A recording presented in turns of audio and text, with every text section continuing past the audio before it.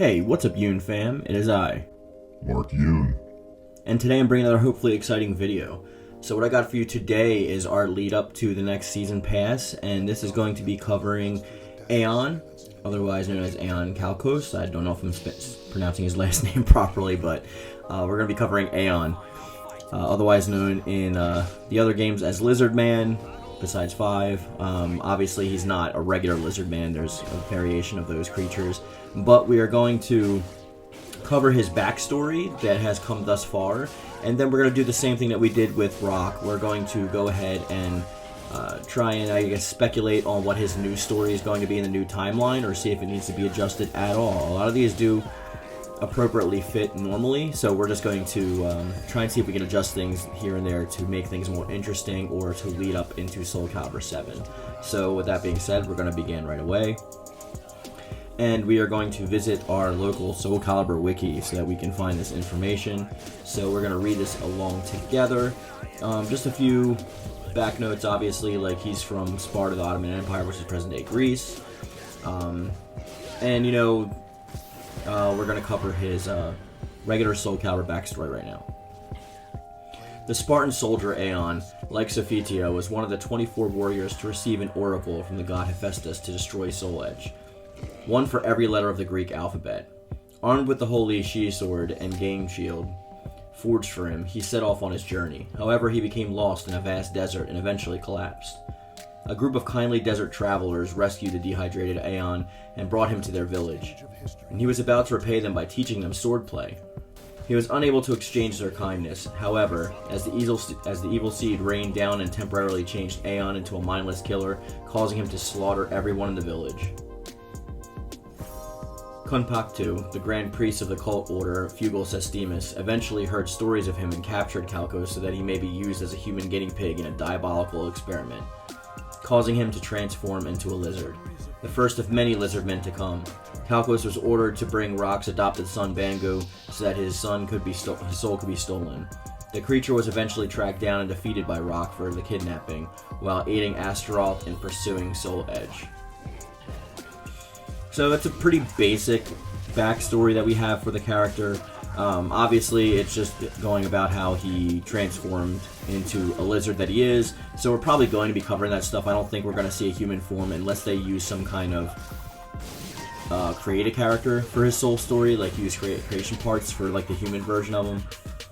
And then you just, like, you know, as the next fight as the lizard man once he's actually taken over by the cult. But like I said in my Rock story, we can actually use this to our advantage and have the cult, Fugal Sestimus, still play a large part. Since they are using other lizardmen, we can have Aeon actually trying to rise amongst the ranks of them to overturn Fugal Sestimus, or even try and find Soul Edge. There's a lot of different things we can do. I don't know if we're going to go the route of having him kidnap Bangu. It would be better if Fugal Sestimus themselves kidnaps Bangu and Rock encounters Aeon, like, in their lair as he's trying to, like, you know, overturn them. And either we see some kind of rivalry brewing between them where they join forces temporarily just to escape, or, you know, maybe he's completely taken over his brain and he's trying to seek out Soul Edge. There's a lot of different variation that we can actually go with this one. The character is being introduced into the new timeline for the first time, so we can obviously do whatever we want with the character. Unlike other past characters we've talked about, like especially Rock, he wasn't in Soul Edge or Soul Blade. So this would be the first time that he'd showing up in the series like this, so whatever they wanted to do with the character, they could in this timeline. This goes into our next video that we're going to talk about in tomorrow's video, which is also like Yoon-Song. So Yoon-Song could possibly have this same, you know, kind of setup, because he didn't really show up until Soul Calibur 2. He wasn't a playable character. Wasn't even anything until Soul Calibur 2. And then he was in Soul Calibur 3 and 4, and I believe Broken Destiny. But as far as Lizard Man goes, or Aeon, I'm not sure still yet. The jury's still off of me whether I want him to come back with his sword and shield and have like a more masculine version or variation on Cassandra and Sophia's fighting style, especially so we can use them for creative characters, or if I want him to come back with his double axes, you know, doing the breathing fire and all that stuff. It's really anyone's guess at this point, even if he has an axe and a shield. You know, we see a lot of the Lizardmen characters in the actual gameplay, like utilizing different variations of weapons, and we can't do that with our creative characters for some reason, so it'll be nice if we can actually, you know, go back and give the Lizardman race and the creative characters some more stuff to work with, which is what I hope Aeon is bringing to the table.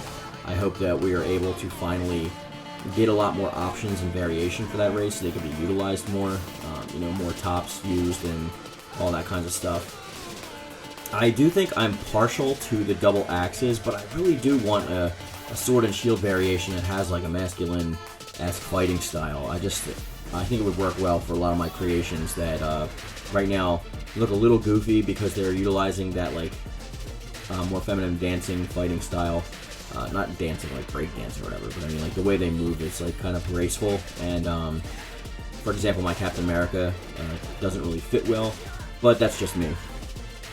So obviously we can do whatever we want, so I am tasking you guys in the comment section down below to come up with a new origin story for Aeon. I want to see your new origin story for Aeon and what you, not what you think is going to happen. I want you just to go crazy and go nuts and say whatever you want about how you want to see the character introduced into the series and what you want his backstory to be. If you want it to be the same as it already was in the previous Soul Calibur, then just say that you want it to be the same, but let's all start a discussion down there in the comment section down below. There's a lot of places this can go, and we can have fun with this, and if you want to join the Discord, and we can also chat about it on there, the link is, as always, is in my description box down below. You can also find links to affiliated channels down there, and all kinds of cool stuff like merch and whatnot. With that being said, guys, we're going to bring this video to a close. I will see you tomorrow, and as always, thank you for watching. I love it. Thank you. And thank you.